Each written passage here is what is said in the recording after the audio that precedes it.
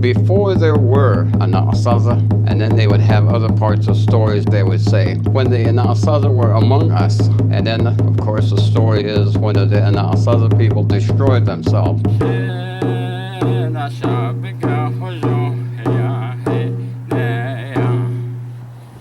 Tänne tjejen då tänne massan ja dihinkin tähän oti. Anasazi hatnenkin pahanne. Kun de de hodi kata teet aatandi ena asaza da jenihle. Hado besast ogi da ti ena asaza da jenihle. Eshi e yahdi kad yata hashkende e do hot eda. E do na asaza et eda. Adon de dan ta o da kata hat ida beken ta da jenego e yahinda is det ker ana asaza na. Ako e yata hashkende e do okut eda.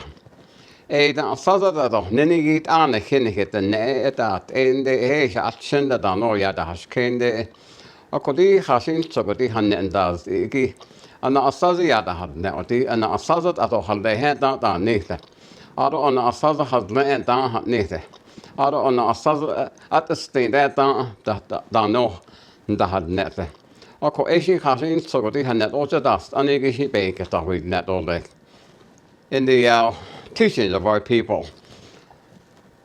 The civilization that is given so much credit and too much credit, according to some of our people, is the people known as Anasazi. The Anasazi, when the our old people used to talk about them, they would say, before there were Anasazi, and then they would have other parts of stories and that they would say, when the Anasazi were among us.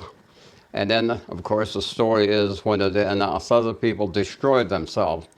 So there are 3 times that they do talk about time period of the people known as Anasazi. And the Anasazi is an interesting subject in a way that a lot of people are interested about such information.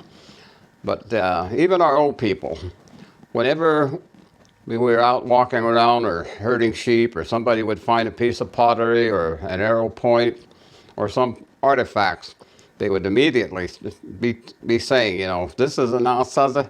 And our old people used to say, no, that is not an Anasazi. And they would let us know the story. And it was that as the years pass, a lot more people of our people and even Native American people have been convinced somehow that this Anasazi people had been here long, long periods of time. That is not so. As our Diné talk about it, they were here for a short time.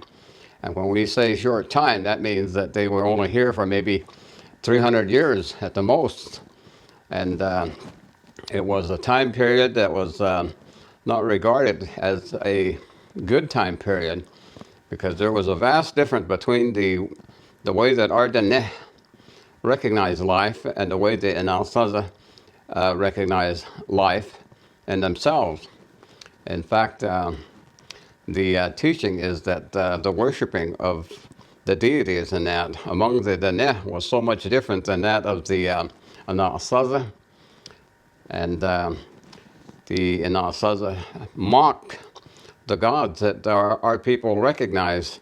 And the Anasazi, of course, had their own types of worship. And it is said that they worship the darkness. So is the way our old people used to say. And so if they worship the darkness, that's completely something different. And so the times that our people now conduct ceremonies, one of the ceremonies is the enemy way.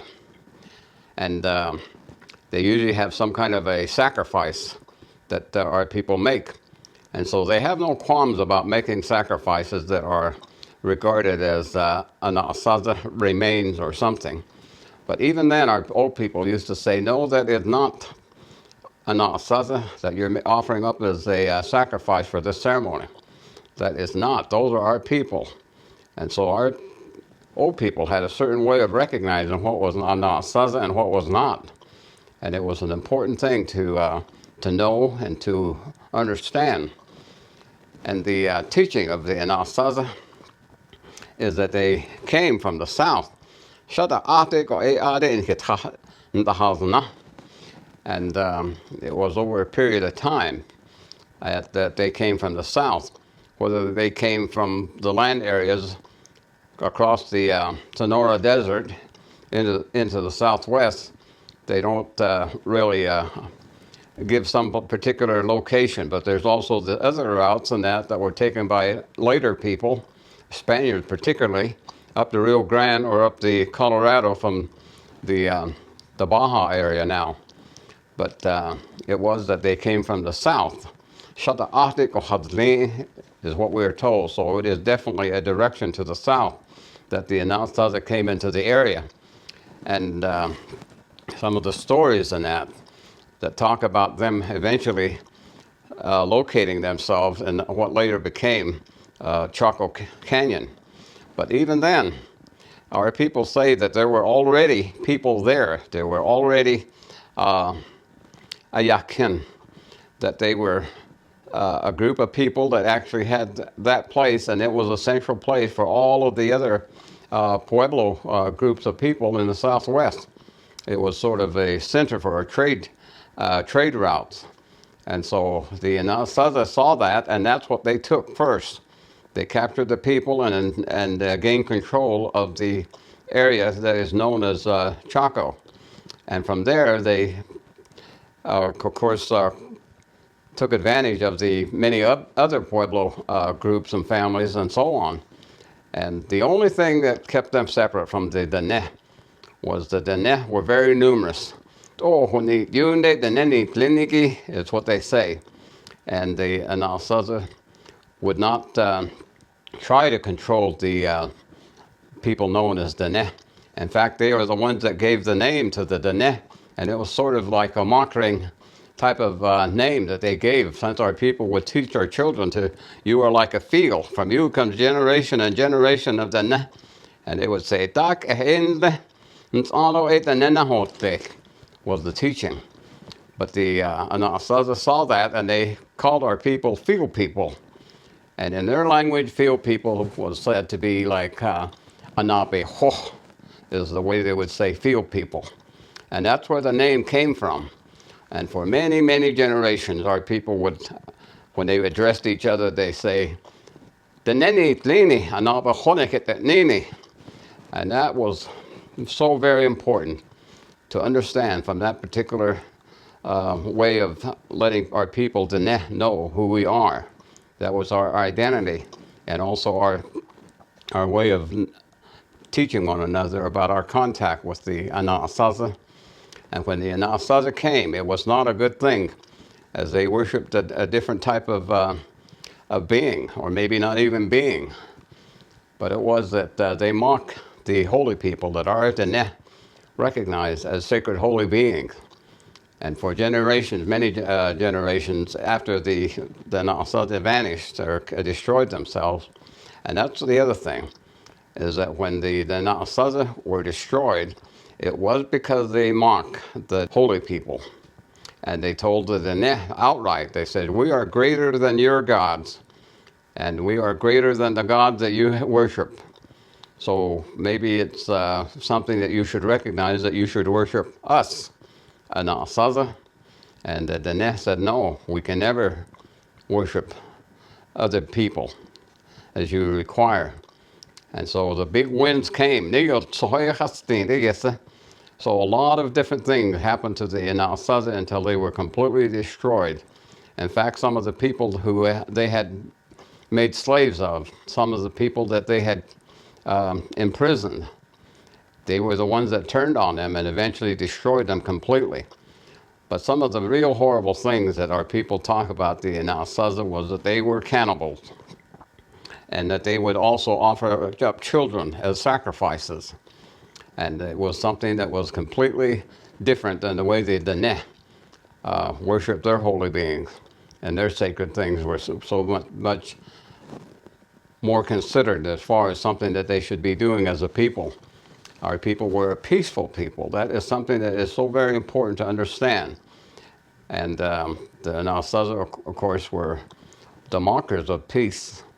And they thought that it was their right to make slaves and to do whatever it is that they wanted. And it was a big conflict, but Artene always say, that means we traded with them, even though that they were such a different people. There were things that our people did not have amongst themselves in great abundance. And one of the items that we use in the ceremonial practices, even today, when we say Yoske Asa, which is to say white shell woman is the way that it is translated, but it's not so. It does not say white shell. It says Yo. Yo is a bead. And so the only thing that we recognize as Yo is a pearl. The pearl is the Yo. Yoske is the pearl. And that was something that our people were able to acquire from some of the clan families and that came from where they could have access to the ocean so they could harvest such things as pearls. But also the Anasazi had the pearl. They valued it. It was a very important trade item to the Anasazi. So our people, when they would trade with the Anasazi, they would trade for the pearl. And that's one of the other things in that we have been told. But also the other thing is that they had colorful birds. Tsititso. Is the way that our people used to talk about, is the bird that they brought from the wherever they came from, is Tsititso. Is the way that our old people used to refer to the bird. And so it was either a parrot or some kind of an animal that had many different colors in its feathers, and it was not a normal-sized bird. It was a large bird, so they would say "tsiritso." And the teachings of trading with the Anasazi, everything from the bark of the cliff rose and all of the different things that our people could harvest, wild potatoes and corn and squash and beans.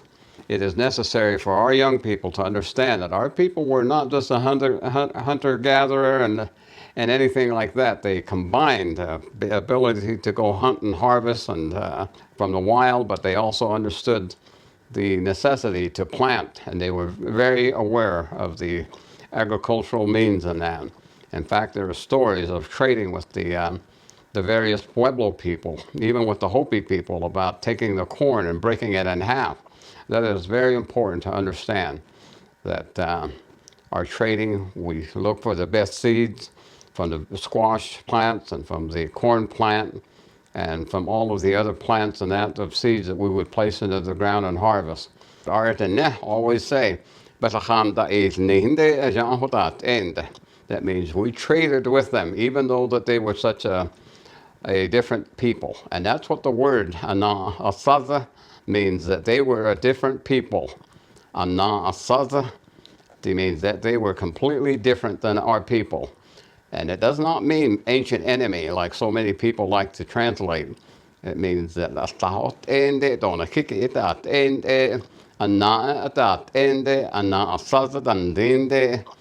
so the name itself has to be very carefully looked at. The way that our people referred to Anasazi, they were different, and they were not a peaceful people.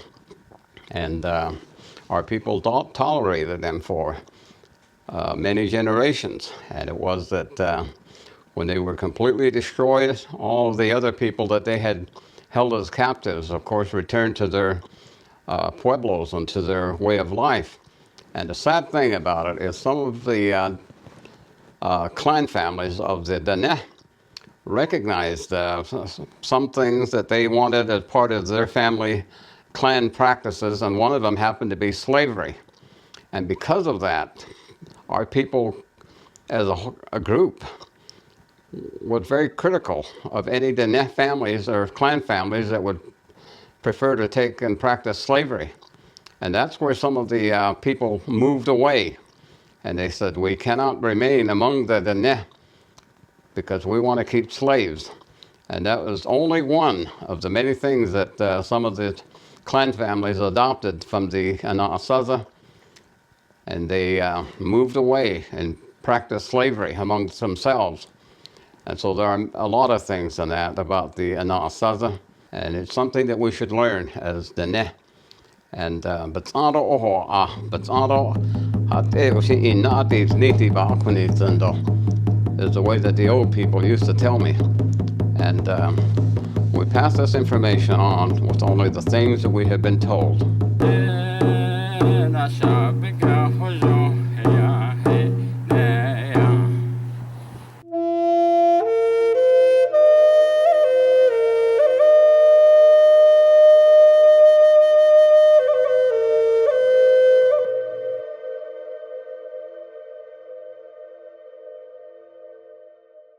Hey, thanks for watching our videos. If you like what you see, don't forget to subscribe and hit that notification bell so you never miss one of our uploads. Also, head over to our website, NavajoTraditionalTeachings.com. Sign up for our email list. Okay.